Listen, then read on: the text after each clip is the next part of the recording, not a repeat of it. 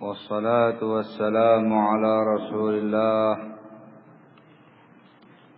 وعلى آله وصحبه ومن والاه.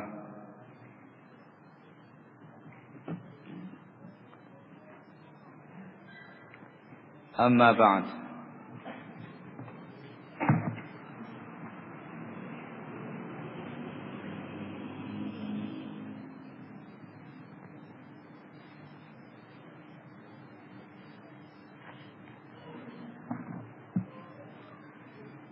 Masya Allah. Di sini ada beberapa pertanyaan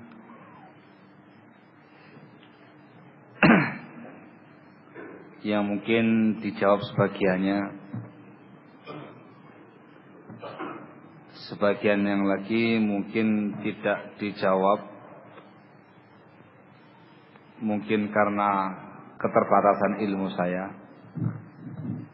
mungkin juga dikarenakan tidak layak dijawab, mungkin dikarenakan terlalu vulgar, atau mungkin juga dikarenakan dipandang kurang bermaslahat ketika disampaikan. Jadi mohon dimaklumi. Ada yang bertanya, apakah orang umum yang tidak tahu ilmu-ilmu syar'i juga dihajar, diboikot? Masya Allah. Jawabannya barakallahu fikum, prinsip al-hajar itu ditujukan kepada beberapa pihak. Yang pertama ialah kepada kaum kufar, orang-orang yang kafir.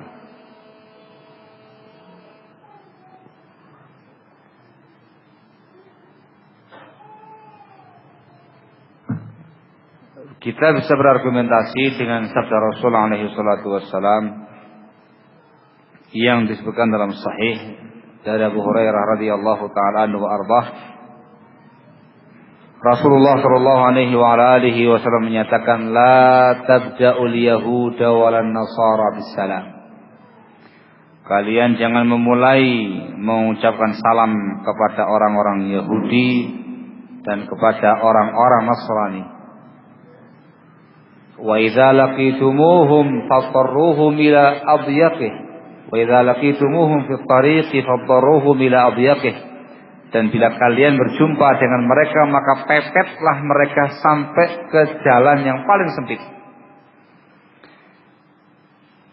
Ini bentuk izharul quwwah, menampilkan kekuatan Islam sekaligus hajar kepada mereka. Nah, wadah. Yang kedua yang ditujukan prinsip al-hajar kepada mereka ialah ashabul ahwa'i wal bid'ah. Tokoh-tokoh bid'ah, pelaku-pelaku bid'ah. Ini yang dicontohkan oleh salafun salih rahimahumullahu ta'ala. Termasuk dalam poin ini ialah menghajar ashabul kabair al-mujahirina biha, pelaku-pelaku dosa besar yang terang-terangan di dalam melaksanakan dosa besarnya. Namanya al-mujahirin bil kabair, orang yang terang-terangan melakukan kemaksiatan dosa besar. Bahkan ikhwan fillah azakumullah, dalil-dalil Alkitab was sunnah yang dijadikan oleh para ulama dalam menghajar ahlul bid'ah itu kebanyakannya diambil dari dalil-dalil Alkitab was sunnah untuk menghajar pelaku dosa besar. Paham ya? Dalilnya, pembicaraan dalilnya, ayat atau hadis kebanyakannya terkait dengan pelaku dosa besar yang terang-terangan berbuat kemaksiatan. Tapi kemudian diambil dalil juga oleh para ulama untuk mensikapi ashabul ahwa'i wal bid'ah. Jadi ketika ada pembahasan tentang bagaimana sikap ahlus sunnah kepada ahlul bid'ah, di situ juga ada pembahasan bagaimana sikap ahlus sunnah kepada pelaku dosa besar. Huwa sama saja ya. Mereka lah yang ditujukan kepada mereka lah ditujukannya prinsip hajar ini. Adapun orang-orang awamun nas, orang-orang awam, muslimin yang nggak mengerti banyak tentang perkara din, maka ini yusbaru alaihim. Tamam, disabari. Lebih banyak menggunakan taklif, dilembutkan hati mereka, dakwah kepada mereka dengan cara yang bijak, dengan cara yang arif, menyampaikan keutamaan-keutamaan Islam kepada mereka, bimbingan-bimbingan yang indah kepada mereka. Ketika mereka ada jatuh pada kesalahan, ditegur dengan cara yang baik. Mereka lah modal utama dakwah kita, barakallahu fikum. Paham insyaallah? Ini modalnya. Mereka lah yang harus disadarkan, panatina azakumullah. Ada pembersih hajar, pemboikotan, diperingatkan dan segala macam, itu untuk poin-poin tadi. Al-kufar, ashabul ahwa'i wal bidah, jangan bahasa lain sekarang hizbiyin, juga al-mujahirin bil kabair.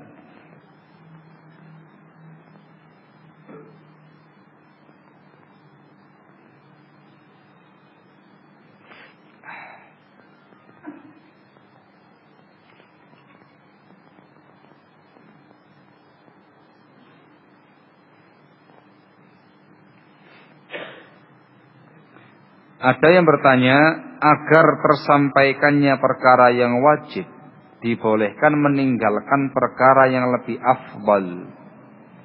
Benarkah kaidah ini secara mutlak? Meninggalkan perkara yang lebih afdal. Lebih afdal dari yang wajib.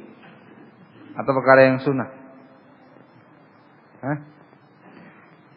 Kaidah yang disebutkan oleh para ulama oleh di antaranya Ibnu Taimiyah rahimahullahu taala, beliau membawakan sebuah kaidah, minal mustahab tarkul mustahab min ajri ta'lif. Termasuk perkara yang disukai, bukan perkara wajib, meninggalkan amalan-amalan mustahab, amalan yang sunnah dan wajib, min ajri ta'lif, dalam rangka untuk menyatukan hati kaum muslimin. Yang ditinggalkan bukan perkara wajib, bukan perkara prinsip, bukan perkara akidah, tapi perkara yang dalam fikih Islami dihukumi sunnah, dalam rangka untuk melembutkan hati kaum muslimin dikarenakan mereka belum siap untuk menerimanya, belum siap untuk menerapkannya. Misalnya dzalik, misalnya barakallahu fikum yang dicontohkan oleh para ulama ialah terkait dengan as-salatu fil ni'al. Salat menggunakan sandal. Masuk ke masjid-masjid kaum muslimin zaman sekarang ini, yang ada karpet hijau yang indah ini, dengan keramik-keramiknya atau dengan granit-granitnya. Kita semuanya paham, bagi mereka yang memahami hadisnya Rasul sallallahu alaihi wasallam, salat menggunakan sandal disepakati bolehnya. Pendapat yang sahih dia mustahab, sangat dianjurkan sekali. Contoh Rasulullah sallallahu alaihi wasallam. Namun kalau ini kita terapkan di tengah-tengah masyarakat, menimbulkan fitnah besar, menimbulkan kemadaratan yang sangat besar, bukan kemaslahatan. Bisa geger dunia. Iya.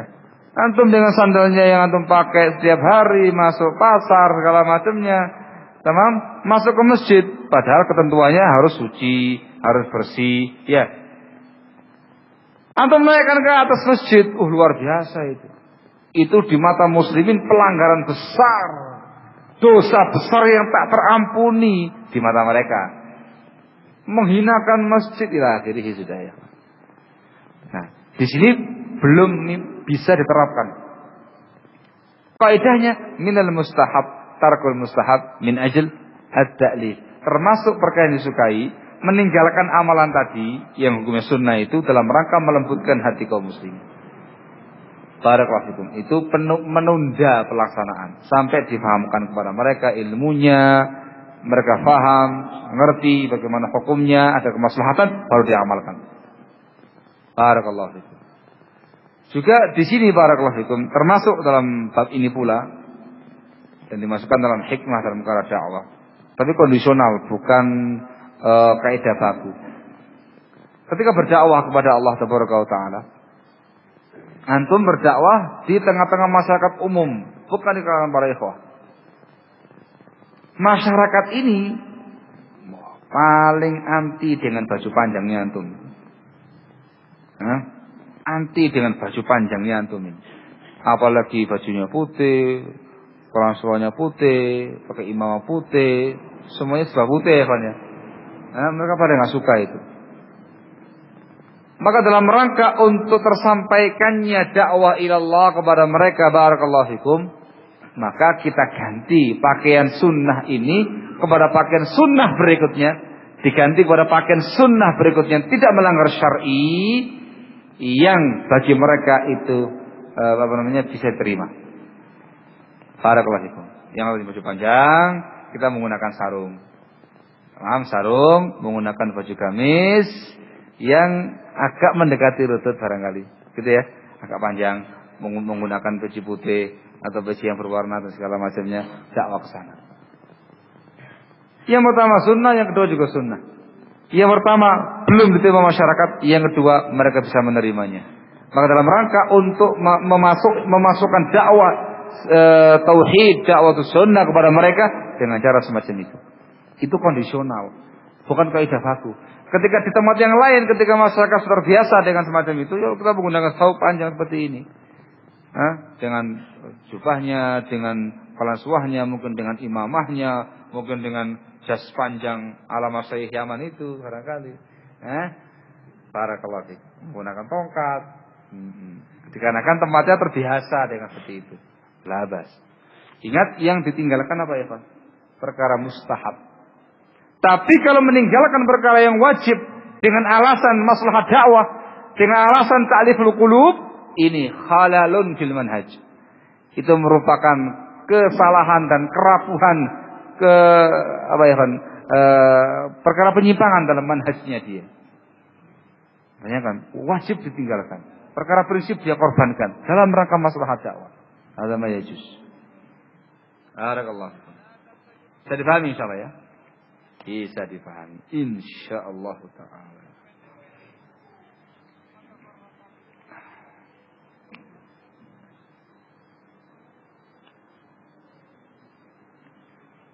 Ada sebagian orang yang mengatakan bahwa surga itu bukan milik golongan yang mereka anggap sebagai salafi. Bagaimana nasihat Ustaz mengenai pendapat di atas? Iya, memang salafi itu bukan hizbiyah. Kalau ada sebuah hizbiyah menamakan dirinya salafi, ya hizbiyah juga. Dikarenakan al-wala wal baroknya di atas nama salafi. Gitu ya. Fanatiknya itu kepada nama salafi, ya hizbiyah juga. Ada sebuah pergerakan yang hizbiyah menggunakan nama jamaah salafiyah, jangan begitu. Ya hizbiyah juga. Dikarenakan apa? Al-wala wal baroknya sangat sempit pada kelompoknya, pada namanya saja. Harus diingat baik-baik barakallahu fikum. Yang namanya salafiyah, orangnya salafi, jamaahnya salafiyin, akidahnya salafiyah, dakwanya dakwah salafiyah, itu bukan sekte. Itu pemahaman agama. Memahami agama Allah tabaraka wa taala dengan bimbingan Alkitab was sunnah, dengan pemahaman salaful ummah. Barakallahu fikum. Itu yang namanya salafiyah. Paham ya? Sehingga orangnya berupaya untuk membenahi akidahnya, membenahi ibadahnya, membenahi akhlaknya, membenahi muamalahnya, membenahi dakwahnya, kepribadiannya, kesehariannya, dibenahi dengan bimbingan Alkitab was sunnah, dengan pemahaman salaful ummah. Al-wala wal baroknya di atas Alkitab was sunnah. Cinta bencinya dengan Alkitab was sunnah. Ukhuwahnya dengan Alkitab was sunnah. Semuanya dengan Alkitab was sunnah. Itu yang namanya salaf. Bukan sekte, bukan hizbiyah, bukan kelompok, bukan paguyuban dan segala macamnya. Tidak ada formulir pendaftarannya. Tidak ada kartu anggotanya. Tidak ada persyaratan masuk kepadanya. Kalau yang lainnya kan ada syaratnya ya. Harus taat kepada peraturan, harus bersumpah kepada pimpinan, harus bersumpah setia, ikhlas menjalankan program perjuangan. Nah, segala macamnya itu haula, beres. Saya paham ya? Ini luruskan dulu pemahaman yang namanya syarat. Kalau dikatakan surga itu bukan milik satu golongan, dikatakan iya, surga itu miliknya kaum muslimin, kaum mukminin, orang-orang yang di atas bimbingan Allah dan bimbingan Rasulnya alaihi salatu wassalam. Ma ana 'alaihi al-yawma wa ashabi. Ketika Rasulullah sallallahu alaihi wasallam menyebutkan perpecahan umat ini, beliau mengecualikan satu golongan. Wa sataftariqu hadhihi al-umma ala 73 firqatan kulluha fin nar illa wahidah. Wa hiya al-jamaah. Apa tafsirnya? Ma ana 'alaihi al-yawma wa ashabi. Umat ini akan terpecah menjadi 73 golongan. Semua di neraka tempatnya, kata Rasul. Kecuali satu, yaitu al-jamaah. Siapa itu al-jamaah? Ditafsirkan dalam riwayat yang lain, dihasankan sebagian ulama kita. Ma ana 'alaihi al-yawma wa ashabi. Itu pemahaman, bukan sekte. Apa-apa yang aku dan para sahabatku ada di atasnya hari ini.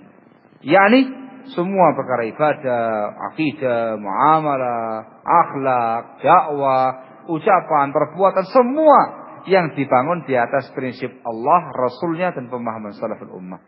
Itulah jaminan surga. Maka siapa saja yang itu prinsipnya, insya Allah menuju ke surga. Barakallahu fikum. Saya paham ya? Dan cuma satu jalannya, nggak boleh yang lain. Jangan ada yang mengatakan banyak jalan menuju ke dalam surga.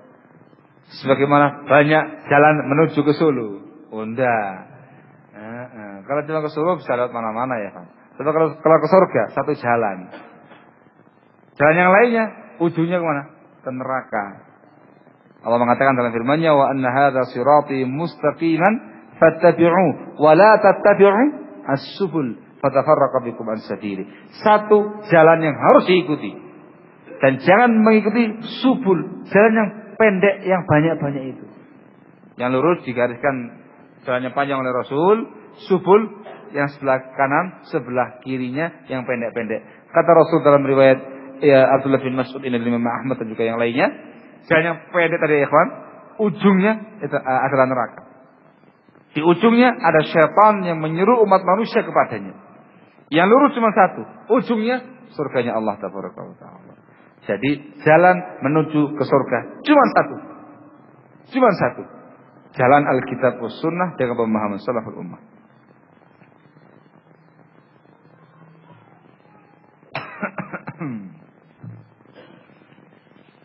Masya Allah, tabarakallah.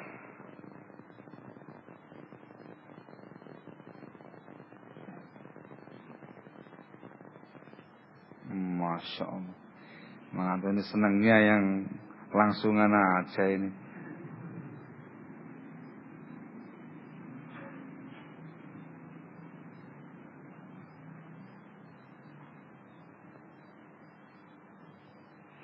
Masya Allah, Masya Allah. Nah ini benar langsungan ini.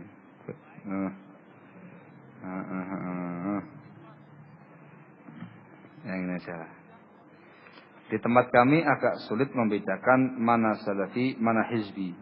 Masya Allah. Iya, kalau antum melihat casingnya ya mirip-mirip ya Pak. Tapi lihat bagaimana produknya. Nah, kalau casingnya kurang lebih sama lah. Kalau produknya itu yang berbeda-beda ya Pak. Dikarenakan itu sebuah pemahaman bukan sebuah sekte. Itu nampak pada kesehariannya, nampak pada akidahnya, ibadahnya, muamalahnya, akhlaknya, dakwahnya, suluknya, ucapannya. Itu nampak di atas sunnah.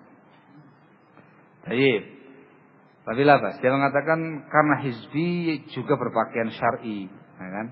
Casingnya dilihat. Gamis, sirwal. Bolehkah kita bermanis muka dan mengucapkan salam kepada orang-orang yang berpakaian gamis dan sirwal? Tapi belum jelas bagaimana manhajnya. Kalau terkait dengan pembahasan salam, hukum asal salam itu disampaikan kepada semua kaum muslimin, baik yang kita kenal atau tidak. Ketika Rasul ditanya SAW tentang amal apa yang paling Allah cintai, beliau mengatakan, tut'imut ta'am wa taqra'us salam ala man arafta wa man lam ta'rif. Kamu memberi makan kepada orang lain dan kamu mengucapkan salam kepada orang yang kamu kenal dan tidak kamu kenal. Maka tatkala kamu lihat ada orang berpakaian syar'i, kamu enggak kenal siapa dia. Hukum asalnya sampaikan salam kepada dia.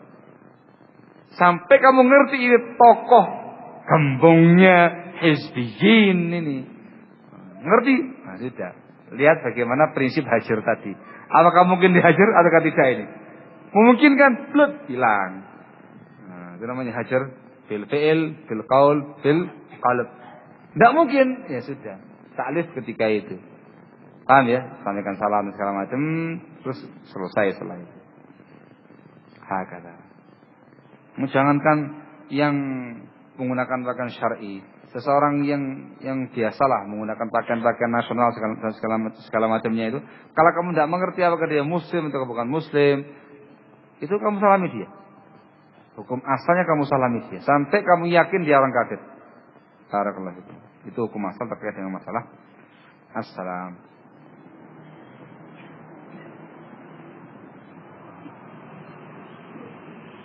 Masya Allah, tabarakallah. Banyak yang langsungan pertanyaannya nih.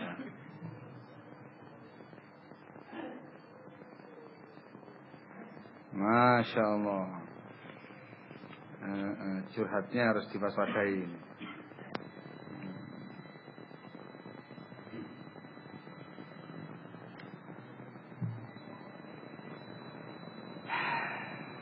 Masya Allah. Masya Allah.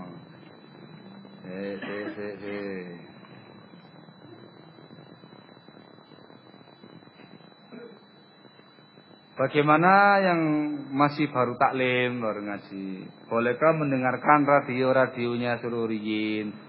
Karena radio Salafi tidak nyampe. Masya Allah. Nah, Evan, yang itu harus kami baik-baik. Cara mendapatkan ilmu itu tidak satu sarana. Radio saja. Kan gitu ya? Mencari ilmu itu macam-macam sarana. Apalagi zaman sekarang ini semuanya serba canggih sudah. Bisa datang langsung ke majelis taklim. Bisa? Bisa. Ada waktu, mestinya diluangkan banyak waktu untuk datang ke majelis ilmu. Tidak mungkin datang, bisa dengan mendengarkan CD-CD yang baik. Tamam, dari para duat, sunnah, yang bagus akidahnya, yang bagus manhajnya. Bisa dengan cara membaca majalah-majalah yang bagus. Dengan cara membaca buku-buku yang baik. Kan gitu ya? Tidak mungkin datang ke tempat alimnya. Ini sekarang banyak apa ini? Ini semuanya HP segala macam. Ini ngerekam ini. Ada yang ngerekam, ada yang nge-relay, ada yang hubungi temannya dan segala macam. Dia di rumahnya dengarkan via HP tadi. Caranya banyak. Sehingga ketika radio teman-teman Salafi tidak nyampe ke daerah kamu, itu bukan sebagai alasan bagi kamu untuk nyemplung ke lubang hizbiyin. Bukan. Tapi gunakan sarana yang lain. Tadi paham ya? Ini bukan pembahasan makanan yang belum nyampe loh ya. Gimana? Lapar saya Ustaz. Makanan yang dari Salafiyin belum nyampe. Ada yang dari hizbiyin. Daripada saya kelapar, saya makan aja lah. Itu sih nggak ada masalah mangan. Lagi masalah jin, masalah agama ya ikhwan. Ibnu Sirin mengatakan dalam makalah yang sangat masyhur dari beliau, Inna hadzal ilma dinun, fanzuru amman ta'khuduna dinakum. Ilmu ini agama. Lihat dari siapa kamu mengambil agama ini. Diriwayatkan dari Ibnu Umar radhiyallahu anhuma, Innal Khatib al-Baghdadi dalam bukunya Al-Faqih wal Mutafaqih, juga di bukunya Al-Kifayah. Beliau mengatakan, kata Ibnu Umar, dinaka dinak, innama huwa lahmuka wa damuka. Perhatikan agama kamu, perhatikan agama kamu. Agamamu itu darah dan daging kamu. Khudh 'anil ladzina istaqamu. Ambil ilmu dari orang yang istiqamah. Wala ta'khudh 'anil ladzina malu, dan jangan mengambil ilmu dari orang-orang yang menyimpang. Sehingga bukan alasan Anda ketika radio